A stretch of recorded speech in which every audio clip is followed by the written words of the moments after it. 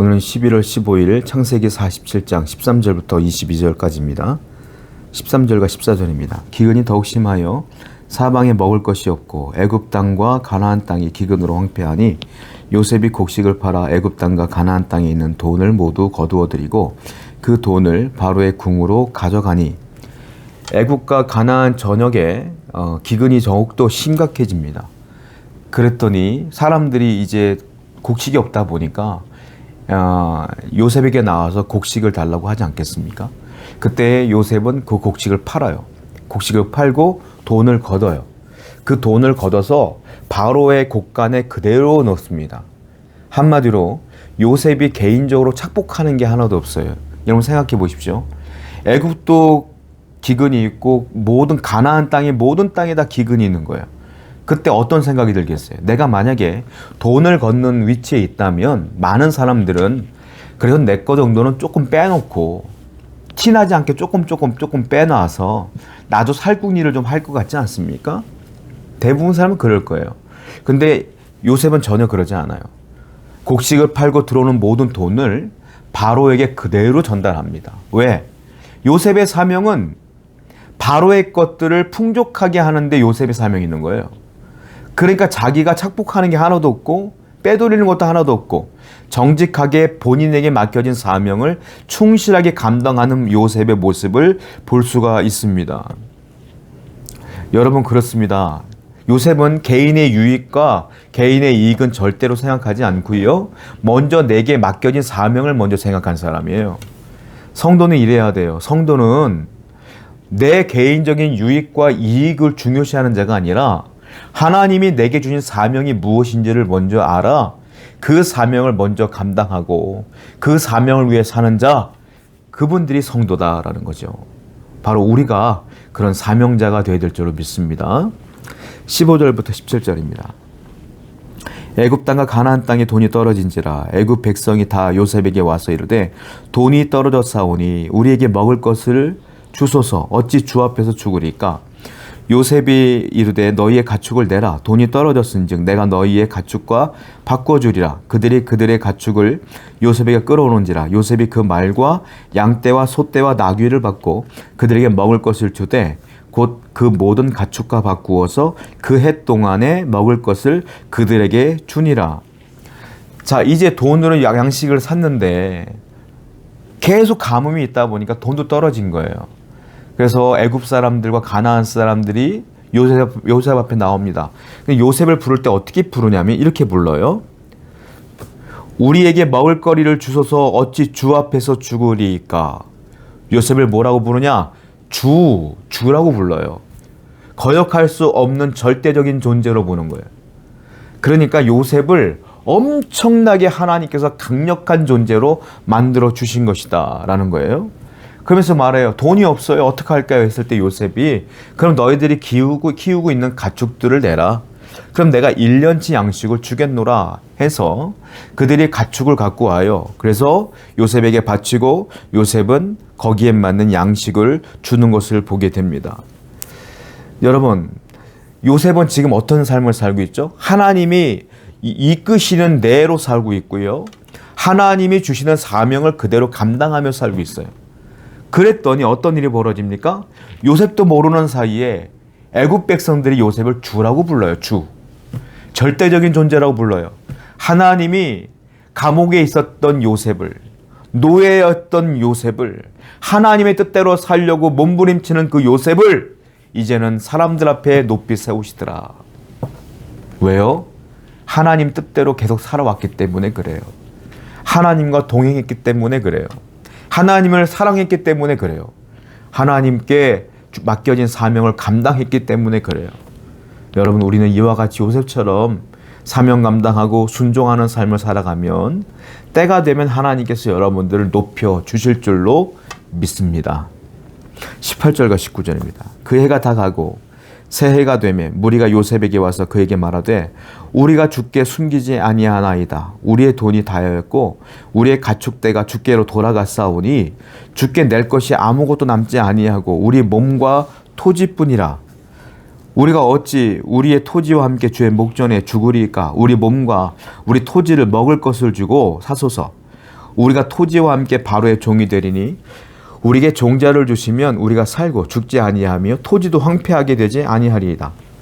이제 또 세월이 흘렀어요. 1년이 흘렀어요. 가축도 팔고 돈으로 양식도 샀는데 또 가뭄이 안 끝난 거예요.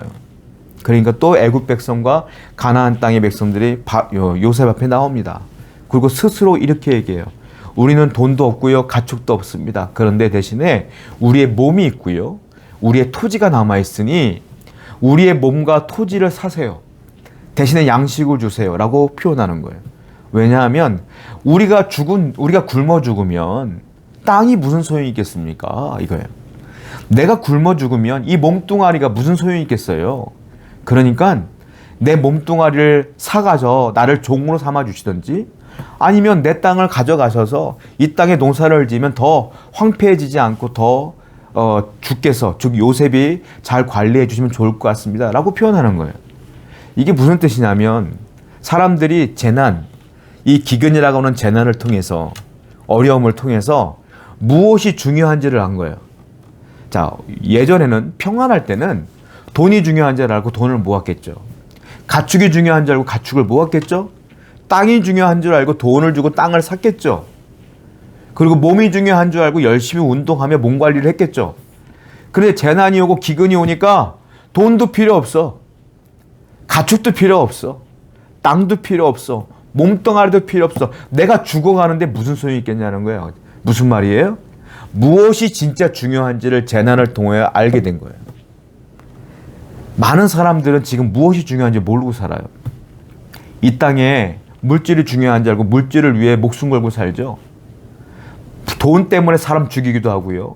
사람 속이기도 하고요. 돈 때문에 사기쳐서 사람 마음 아프게 하기도 하고요. 그런 거 아니겠어요? 무엇이 중요한지 모르는 거야. 근데 성도는 무엇이 중요한 줄 알아야 돼요. 무엇이 중요합니까? 우리의 구원이 중요한 거예요, 영혼에. 내가 죽어서 천국까지 못하면 이 땅에 내가 금은보화를 갖고 있다고 해서 무엇이 중요하겠어요, 그게.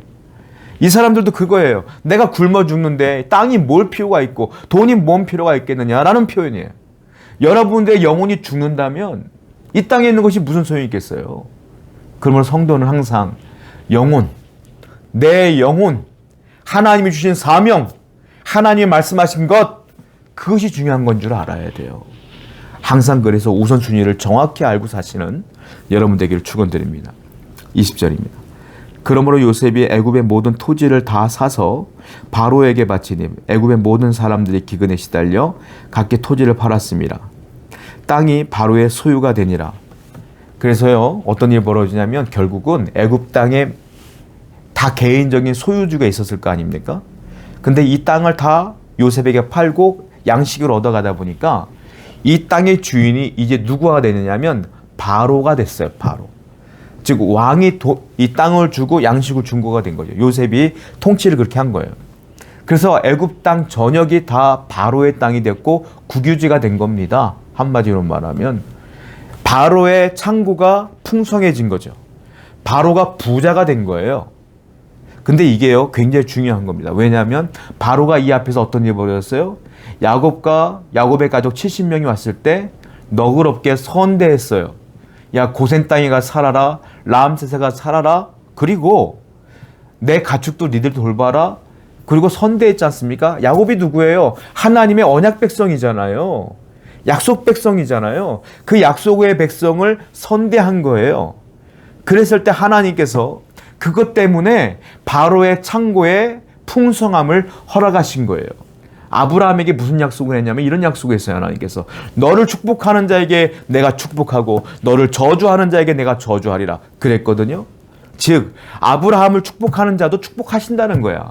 아브라함은 언약 백성이야. 아브라함의 아들 이삭, 이삭의 아들 야곱, 야곱의 아들 요셉, 이들을 선대한 게 누구냐? 바로예요. 그렇기 때문에 하나님은 그 약속대로 바로에도 복을 주신 것이다.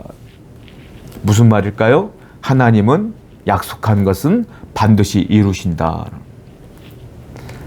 그러므로요, 여러분들이 언약 백성이며 약속의 백성이기에 여러분들을 선대하는 자에게 하나님 복을 줄 것이고 여러분들이 그와 같은 복의 근원지가 되기를 축원드립니다. 그리고 하나님은 여러분들에게 언약하신 것은 반드시 이루신다는 사실을 기억하시길 바랍니다. 21절, 22절입니다. 요셉이 애굽 땅 이 끝에서 저 끝까지의 백성을 성읍들에 옮겼으나 제사장들의 토지는 사지 아니하였으니 제사장들은 바로에게서 녹을 받음이라. 바로가 주는 녹을 먹음으로 그들의 토지를 팔지 않음이었더라. 제사장들의 땅은 바로 것이 못 됐어요. 왜냐하면 제사장들은 나라에서 녹을 줬어요. 먹을 것을 줬어. 그러니까 땅을 팔지 않아도 먹을 것이 있었기 때문에 애굽의 제사장들은 땅을 그냥 소유하게 된 것이죠. 그리고 요셉은요, 그 땅을 다 갖고 다 분할합니다. 분할을 다 해서 성을 세우고 리더들을 세워서 어떻게 하면 더 효율적으로 나라를 운영할 것인가에 대한 굉장히 지혜롭게 이 땅을 관리하게 되는 모습들을 보게 되는 것입니다. 즉 강력한 왕권을 유지케 하는 것이죠. 분명히 재난이 있고 가뭄이 있고 어려움이 있는데 요셉이 있는 그 성, 즉 바로와 그 요셉이 거하고 있는 그 땅은 점점 더 강력한 왕권이 구성되어지더라라는 거예요. 여러분, 우리 환경이 아무리 무너져도 하나님이 여러분과 함께 하시면 여러분들은 괜찮다라는 거예요. 오히려 더 좋아질 수 있다. 왜? 환경이 나를 덮치는 게 아니라 하나님이 여러분들을 보호하면 아무것도 여러분 앞에 여러분들을 무너뜨릴 수 없기 때문에 그래요. 그러므로 끝까지 하나님 붙들고 사시는 여러분들에게 축원드립니다. 기도합시다. 하나님, 하나님의 백성답게 사명을 감당케 하시고 요셉처럼 순종케 하여 주옵소서. 그리할 때 하나님께서 우리를 보호하실 것이며 인도하실 줄로 믿습니다. 예수님의 이름으로 기도드렸습니다. 아멘.